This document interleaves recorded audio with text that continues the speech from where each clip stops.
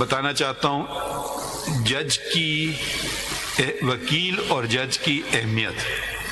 ہم کیس سنتے ہیں، کاغذ پہ کچھ فقرے لکھے ہوتے ہیں، اندازہ لگانا ہوتا ہے کہاں سچ ہے کہاں جھوٹ ہے.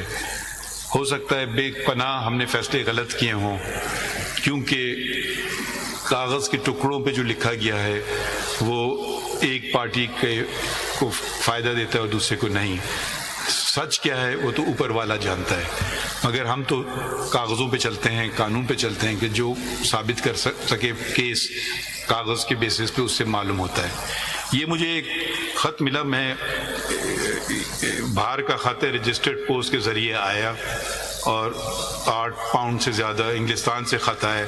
تو میں یہ صرف اس لیے پڑھنا چاہتا ہوں، یہ نہیں کہ میری تعریف ہے، مگر اس میں صرف یہ ظاہر کرنا چاہتا ہوں کہ جج کی کرسی کتنی اہم ہے اور وکیلوں کا کردار کتنا اس میں اہم بھی ہے. یہ آپ کو ان کا نام نہیں بتاؤں گا، میں یہ پڑھتا ہوں. اس سے آپ کو شاید یاد نہ ہو، 2007 کی بات ہے جب میں پھر یہ کچھ ذاتیات اور کیس کا نمبر بتاتی ہیں. مجھے کچھ یاد نہیں ہے کون خاتون ہے اور یہ کیس کیا ہے. ابھی میں پڑھتا ہوں دوبارہ. میں اور میرے 2 بچے کیمبرج میں مقیم ہیں انگلستان میں، جہاں میں فل اسکالرشپ پر PhD کر رہی تھی. مجھے آج بھی وہ خوف و ہراس کی زندگی یاد ہے. ہر وقت یہ دھڑکا لگا رہتا تھا کہ آج یا کل بچے چھن جائیں گے. عدالت میں ہمارا کیس لگا. سپریم کورٹ کا وکیل نہیں تھا تو میں خود سامنے آئی اور سادہ الفاظ میں مدعا بیان کیا. آپ نے تسلی سے میری بات سنی. ایک خوف سا تھا کہ آج کیا فیصلہ ہوگا. میری گھبراہٹ دیکھتے ہوئے آپ نے کہا، آپ اطمینان رکھیے. آپ نے فیصلہ لکھا. یہ وہ فیصلہ ہے جو آج تک میرے اور میرے بچوں کے سروں پر ڈھال بن کر کھڑا رہا.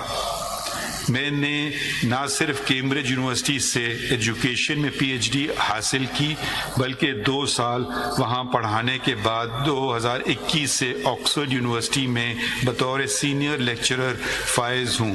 میری بیٹی، نام نہیں بتاؤں گا، اس سال یونیورسٹی سٹی شروع کرے گی. وہ وکیل بننا چاہتی ہے. میرا بیٹا اگلے سال A لیولز کرے گا. وہ سافٹ ویئر انجینئرنگ کرنا چاہتا ہے. ہم اکثر مل کر آپ کی عدالت کے بارے میں باتیں کرتے ہیں اور میں بچوں کو کہتی ہوں کہ قابل، ایماندار اور خدا ترس انسان نہ صرف اپنے لیے بلکہ ہر اس زندگی کے لیے کامیابی کا باعث بنتے ہیں جن کا گزر ان کے راستوں سے ہو.